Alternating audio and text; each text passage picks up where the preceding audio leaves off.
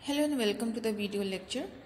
आज के video lecture का टाइटल है क्लासिफिकेशन ऑफ फाइलम सीलेंट्रेटा, संघ सीलेंट्रेटा का वर्गीकरण। सीलेंट्रेटा फाइलम इनवर्टिब्रेट फाइला का तीसरा मेजर फाइला है। इसमें टिश्यू ग्रेड के एनिमल्स पाए जाते हैं, यानी कि उनमें level of organisation tissue grade का होता है। ये डिप्लोब्लास्टिक हैं, द्विस्तरीय हैं। भ्रूण में केवल एक्टोडर्म और एंडोडर्म पाई जाती है और इनके बीच में मध्य में एसेलुलर मेसोग्लिया पाया जाता है। एक ही सिंगल कैविटी पाई जाती है जिसे जो कि गैस्ट्रोवेस्कुलर कैविटी होती है या सीलेंट्रॉन कहलाती है। इसी कैविटी की प्रेजेंस की वजह से हम इस फाइलम का नाम सीलेंट्रेटा कहते हैं।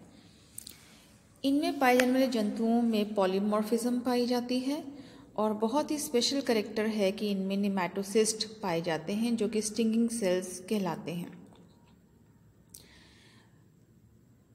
जो जंतु हैं उनके रूप पॉलिप्स हो सकते हैं, मेड्यूसा हो सकते हैं, जो एकल और कॉलोनी के रूप में पाए जाते हैं।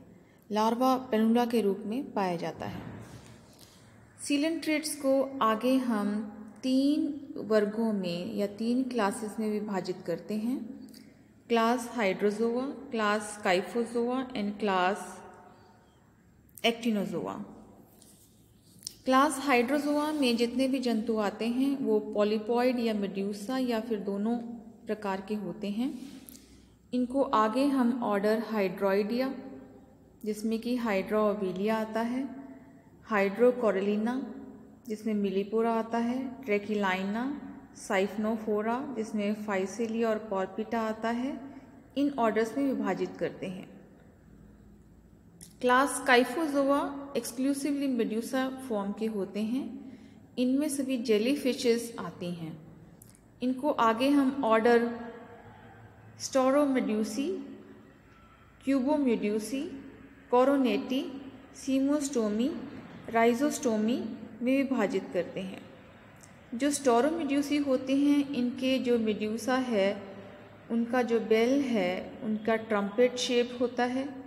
क्यूबोमेड्यूसा में क्यूबिकल शेप होता है। कोरोनेटी में कोनिकल शेप का बेल होता है। सीमियोस्टोमी में डिस्क शेप का बेल होता है, इसके अंदर उदाहरण ओरिलिया है। और राइजोस्टोमा में जो बेल का मार्जिन है उसके ऊपर टेंटिकल्स नहीं पाए जाते, इसमें उदाहरण राइजोस्टोमा आता है। तीसरा वर्ग एक्टिनोजोआ या एंथोजोआ कहलाता है। इसमें सभी सी एनिमोन्स और कोरल्स आते हैं। इनको आगे हम 2 उपवर्ग या 2 सब क्लासेस में विभाजित करते हैं: ऑक्टोकोरिला एंड हेक्सोकोरिला। ऑक्टोकोरिलिया में ऑक्टो जैसे कि नाम है, इसमें टेंटिकल्स और या मिजेंट्री का जो नंबर है वो 8 होता है या मल्टीपल ऑफ 8 होता है। So tentacles and mesenteries are 8 in number और मल्टीपल ऑफ 8। और हेक्सोकोरिलिया में जो टेंटिकल्स एंड मिजेंट्री का नंबर है वो 6 या मल्टीपल ऑफ 6 होता है।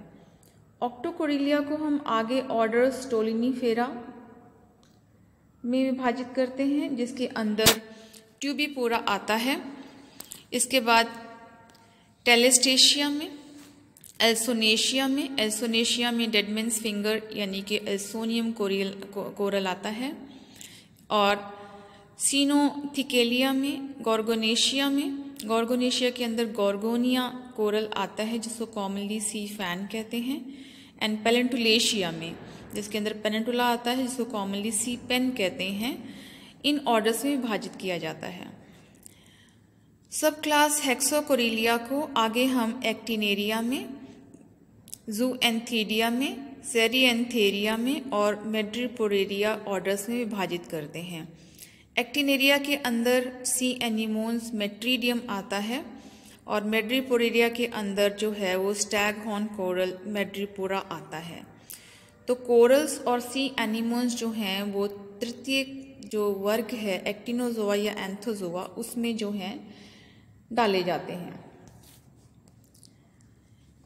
ये चित्र कुछ सीलेंट्रेट्स के हैं। इनमें जो